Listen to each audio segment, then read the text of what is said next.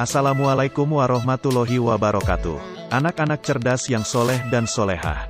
Semoga kita semua selalu dalam keadaan sehat walafiat.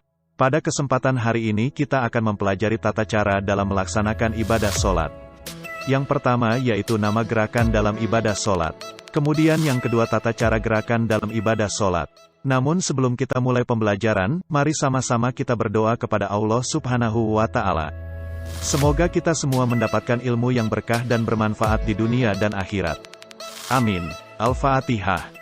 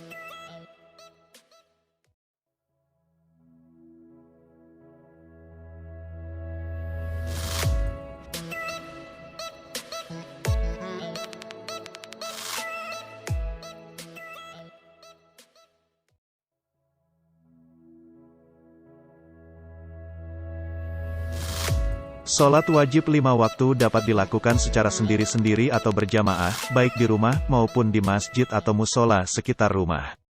Akan tetapi, sholat wajib 5 waktu lebih baik dilakukan secara berjamaah di masjid atau musola. Rasulullah Shallallahu Alaihi Wasallam selalu mengingatkan umatnya agar melaksanakan sholat wajib 5 waktu dengan berjamaah di masjid atau musola.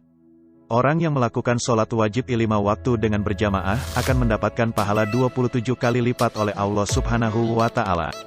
Sebagai siswa muslim, kamu tentu terbiasa melaksanakan ibadah sholat, baik di rumah maupun sekolah. Perhatikan tata cara melaksanakan ibadah sholat berikut.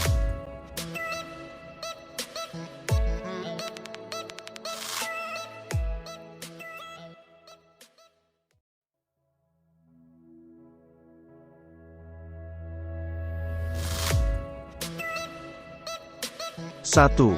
Berdiri tegak bagi yang mampu gerakannya adalah, kaki agak merenggang kira-kira 1 jengkal tangan. Kemudian posisi badan menghadap ke arah kiblat dan membaca niat sholat yang akan dilakukan. 2.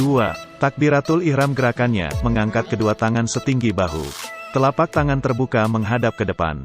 Jari-jari rapat satu sama lain. Ibu jari berada di bawah daun telinga sambil membaca takbir. Allahu Akbar.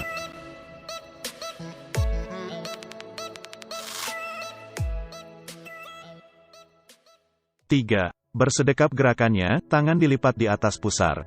Tangan kanan memegang pergelangan tangan kiri. Membaca doa iftitah, kemudian membaca surah Al-Fatihah, dan surah pendek dalam Al-Quran yang telah dihafal. 4. Ruku gerakannya, membungkukkan badan. Kedua tangan memegang lutut dan menekannya. Pandangan mata tertuju ke tempat sujud. Antara punggung dan kepala hendaknya rata kaki, badan, dan kepala membentuk sudut siku-siku sambil membaca doa ruku. Subhana Rabbiyal A'la wa bihamdihi, sebanyak 3 kali.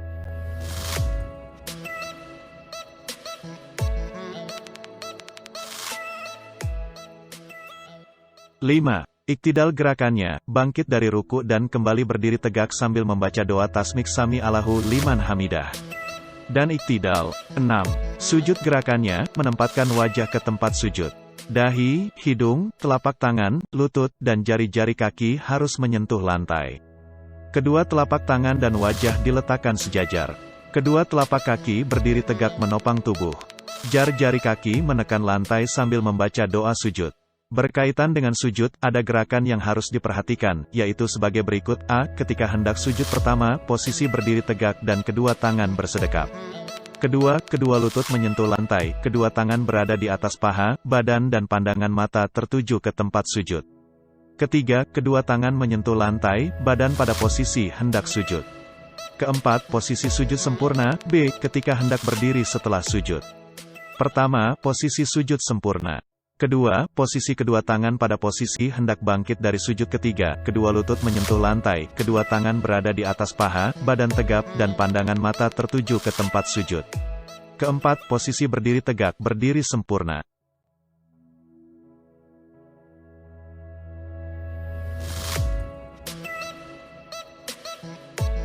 7. Duduk antara dua sujud, duduk iftirasi. Gerakannya, duduk dengan cara telapak kaki kiri diduduki. Telapak kaki kanan berdiri tegak. Jari kaki kanan menekan lantai sambil membaca doa duduk antara dua sujud.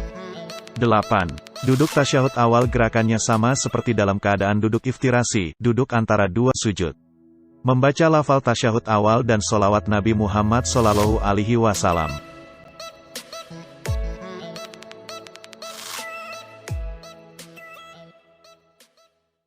9. Duduk tasyahud akhir, duduk tawaruk.